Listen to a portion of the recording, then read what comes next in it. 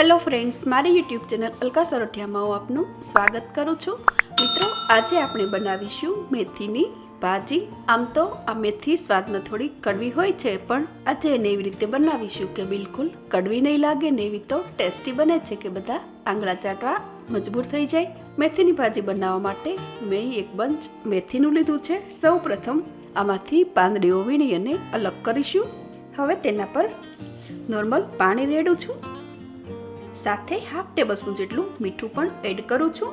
મેથીની ભાજી પર ઘણી માટી તેમજ કોઈ અશુદ્ધિઓ લાગેલી હોય તો એને આ પ્રોસેસ કરવાથી દૂર કરી શકાય. અને 5 મિનિટ માટે રેસ્ટ આપી દઈએ. 5-7 મિનિટ થતાં જ એક્સ્ટ્રા પાણી નિતારી આને હું સ્ટ્રેનરમાં લઈ લઉં છું. હજુ આને એક સાફ પાણીથી બરાબર ધોઈ અને બારીક સમારી લેવાની છે. અહીં આ પ્રોસેસ થતાં ઘણી બધી અશુદ્ધિઓ પાંદડામાંથી દૂર થતી આપણે અહીં સાફ જોઈ શકીએ છીએ. મેથીની ભાજી બનાવવા માટે તેમાં યુઝ થતા બેસનને સૌ પ્રથમ હળવો એવો શેકી લેવાનો છે. તેલ યુઝ કર્યા વગર પણ તમે શેકી શકો છો, પણ થોડું તેલ યુઝ કરી અને શેકવાથી ખૂબ જ સ્વાદિષ્ટ લાગે છે. મેં અહીં 1/3 કપ બેસન લીધો છે. 1/3 કપ એટલે 3 મોટી ચમચી જેટલું આ બેસન છે. ધીમા તાપે સતત ચલાવતા રહી અને હળવો એવો જ શેકવાનો છે.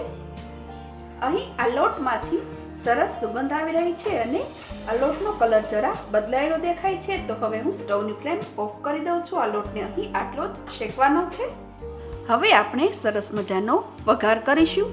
તે માટે એક પેનમાં મેં 3થી 4 ટેબલ સ્પૂન જેટલું તેલ લીધું છે. અહીં બેસન યુઝ થતો હોવાના કારણે તેલનું પ્રમાણ થોડું ચડિયાતું લેવાનું છે. તેલ ગરમ થતાં જ સૌ પ્રથમ એડ કરીશું ચપટી રાઈ. રાઈ થતાં જ એડ કરું છું લસણ, જેને મેં નાના ટુકડાઓમાં કટ કરી લીધું છે. મેથીની ભાજીમાં આ રીતે કકડાવેલા લસણનો સ્વાદ ખૂબ જ સરસ આવે છે, માટે મેં અહીં લસણની કળીઓને નાના ટુકડામાં કટ કરીને લીધી છે. લસણ સરસ બ્રાઉન થતાં જ એડ કરું છું એક લીલું મરચું. અહીં તમે આદુ મરચાં અને લસણની પેસ્ટ સાથે બનાવીને પણ લઈ શકો છો. બરાબર મિક્સ કરીને હવે હું એડ કરું છું બારીક કાપેલું એક ટમેટું.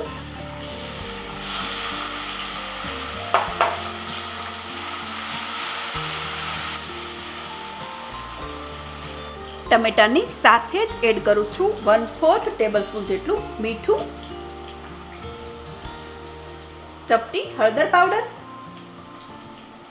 તેમજ ચપટી હિંગ, હાફ ટેબલ સ્પૂન ધાણા જીરું.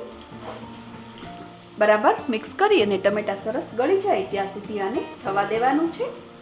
મિત્રો, વિન્ટર સ્પેશિયલ ઘણી બધી રેસીપી આપ મારી ચેનલ પર જોઈ શકો છો. તેમજ મેથીની ભાજી બનાવવાની મારી આ રીત સારી લાગે તો લાઈક કરજો, વધુમાં વધુ શેર કરજો અને હજુ સુધી મારી ચેનલ સબસ્ક્રાઇબ ન કરી હોય તો સબસ્ક્રાઇબ કરી બાજુમાં આપેલ બેલ આઇકોન જરૂરથી પ્રેસ કરી લેજો, જેથી હું જ્યારે નવી રેસીપીઝ અપલોડ કરું તો તેનું નોટિફિકેશન તમને મળી જાય. અહીં એડ કરેલ ટમેટું સરસ ગળી ગયું છે. હવે એડ કરું છું લાલ મરચું પાવડર.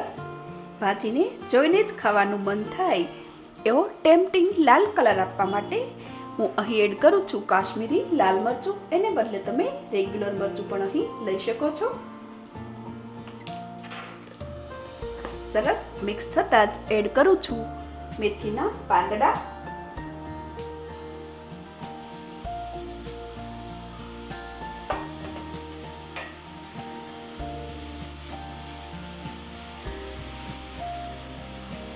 હવે ઢાંકણ ઢાંકી અને ધીમા તાપે થવા દઈશું, જેથી પાછળથી એડ કરેલ મેથીના પાંદડા પણ સારી રીતે ચડી જાય. મેથીની ભાજી થોડી કડવી હોય છે, માટે બેલેન્સ કરવા માટે હું 1/2 ટેબલ સ્પૂન જેટલો ગોળ એડ કરું છું. સ્વીટ સ્વાદ પસંદ ન હોય તો ગોળ સ્કીપ કરી શકાય. સાથે હાફ ટેબલ સ્પૂન જેટલો લીંબુનો રસ મિક્સ કરું છું.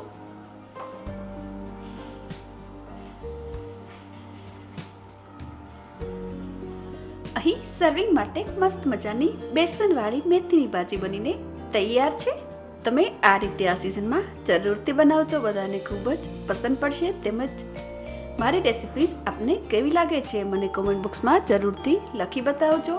રેસિપી સારી લાગે તો લાઇક, શેર અને સબસ્ક્રાઇબ જરૂરથી કરજો. ફરી મળીશું એક નવી રેસિપી સાથે. Thanks for watching.